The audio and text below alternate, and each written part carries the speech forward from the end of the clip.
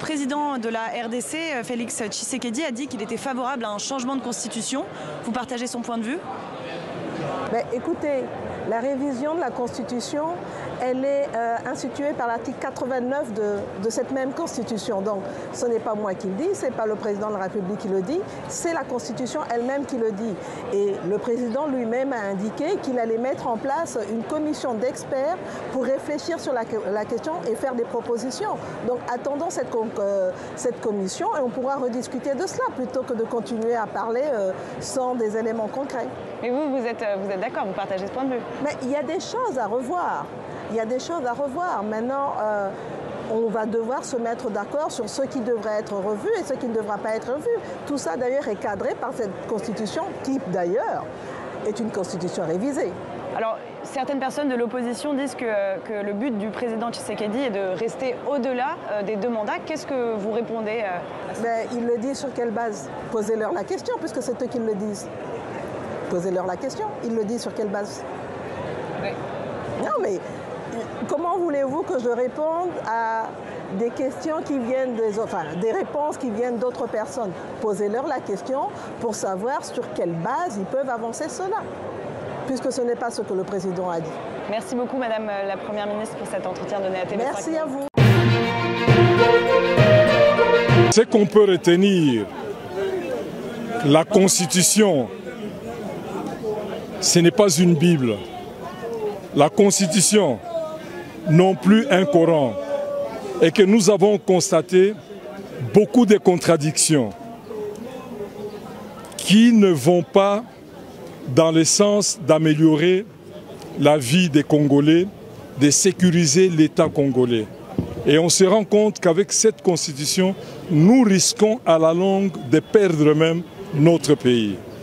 En partir de ce moment-là, nous avons constaté que devant nous, il y a un président de la République, Antoine Félix Tshisekedi, un visionnaire, le premier qui a doigté le Rwanda, que le Rwanda était notre agresseur, que c'était même la cause de notre problème. Et pourtant, si vous suivez très bien, l'actuelle constitution, c'est les résultats, les cogitations des belligérants.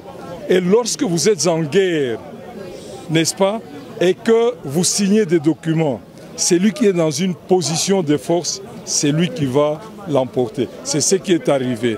Dieu merci, le peuple congolais est vigilant et nous estimons, comme le magistrat suprême, puisque c'est lui le garant de la nation, il a vite détecté les dangers et nous suivons le pas et que le président de la République ne se trompe pas. Nous avons déjà amorcé ce processus. C'est un processus irréversible puisque la Constitution elle-même, elle avance sa procédure. Comment la réviser? Comment changer la Constitution? C'est ce que nous allons suivre. Les Congolais, toutes les personnalités, à faire de même, que nous soyons des millions à signer cet appel, parce que qu'est-ce que le changement, qu'est-ce qu'une Constitution a à voir avec le développement d'un pays? Nous ferons tout, nous, pour mobiliser la société civile autour de cette initiative. On fera tout pour ça, que nous puissions convaincre la population de ne pas accepter cette aventure. De ceux qui ont adhéré aujourd'hui, c'est des gens qui m'ont vu, qui m'ont observé et ils ont apprécié mon comportement. Le leadership réside dans l'humilité et la simplicité. Le leadership n'est pas ma épaulette.